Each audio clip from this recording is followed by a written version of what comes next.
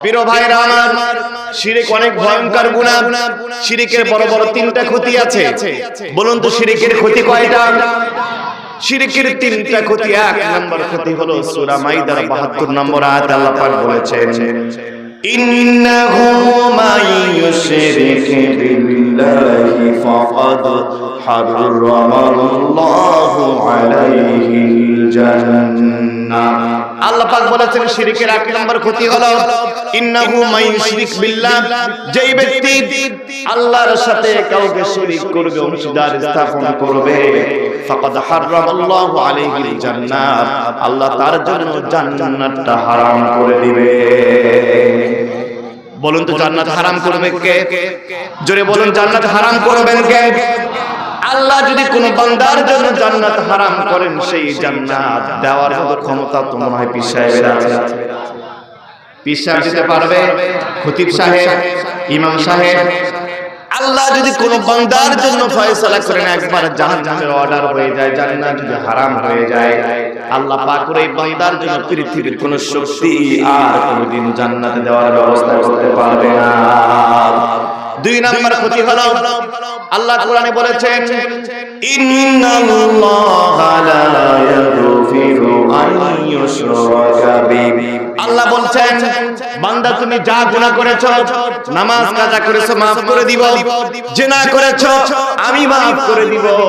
তুমি তোমার নামাজ কাজা করেছো, জিনা করেছো, মিথ্যা কথা বলেছো, হাজার হাজার পাপ করেছো, সব গুনাহ আমি আল্লাহ maaf করতে পারি, কিন্তু শিরকের গুনাহ আমি আল্লাহ কখনো বান্দাকে maaf করি না। সব maaf করা হবে। আপনি পাহাড় পরিমাণ, হাদিসে এসেছে, আল্লাহর কোন বান্দা যদি আল্লাহর কাছে কিয়ামতের দিন পাহাড় পরিমাণ গুনাহ নিয়ে হাজির হয়, আল্লাহ তার কাছে আকাশ পরিমাণ রহমত নিয়ে হাজির হয়ে যাবে।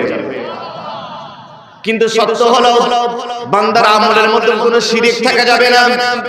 তিন নাম্বার ক্ষতি হলো সূরা জুমারের 65 নম্বর আয়াতে আল্লাহ পাক বলেছেন, লা ইন আশরাকতা লা ইয়াহবাতান্না আমালুক ওয়া লা তাকুনান্না মিনাল খাসিরিন। আল্লাহু আকবার। আল্লাহ বলেছেন লা ইন আশরাকতা। আল্লাহ বিশ্বনবী কি বলছেন?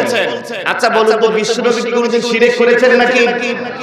নবীজি কোনদিন শিরক করেন নাই। নবীরা শিরকের ধারে কাছেও যান না, তারা তো গুনাহ করেন নাই।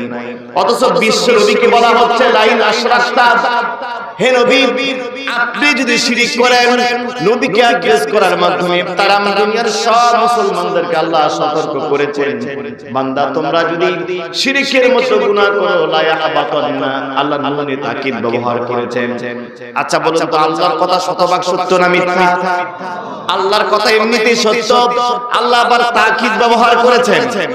আল্লাহ তাকিদ দিয়ে বান্দাকে আরো দৃঢ়ভাবে, আরো শক্তভাবে বলতে চেয়েছেন, বান্দা যদি কোনদিন শিরকের গুনাহ তোমার আমলনামায় পাওয়া যায়, লা ইয়াহবাতান্না আমালু, অতীতে যত ভালো কাজ তুমি করেছো, হজ করেছো 7 লক্ষ টাকা দিয়া, মাদ্রাসায় 10 লক্ষ টাকা দান করেছো, মসজিদ করে দিয়েছো, রাস্তা কালভার্ট করে দিয়েছো, তুমি অসংখ্য নেকির কাজ করেছো, একটা শিরকের গুনাহ করার সাথে সাথে অতীতের সব আমলগুলো তোমার ডিলিট হয়ে যাবে। নাউজুবিল্লাহ বলবেন না? আপনি কোরআন হাদিসের এমন কোন তথ্য দেখাতে পারবেন না জিনা করলে অতীতের সব আমল বরবাদ হয়ে যায়, কোথাও পাবেন না। মিথ্যা কথা বললে অতীতের সব আমল বরবাদ হয়ে যায়, কোথাও নাই। নামাজ পড়েন সারা জীবন, হঠাৎ করে 2-1 ওয়াক্ত নামাজ কাজা হতে পারে কি পারে না? কথা বলেন না কেন ভাইরা, হতে পারে না?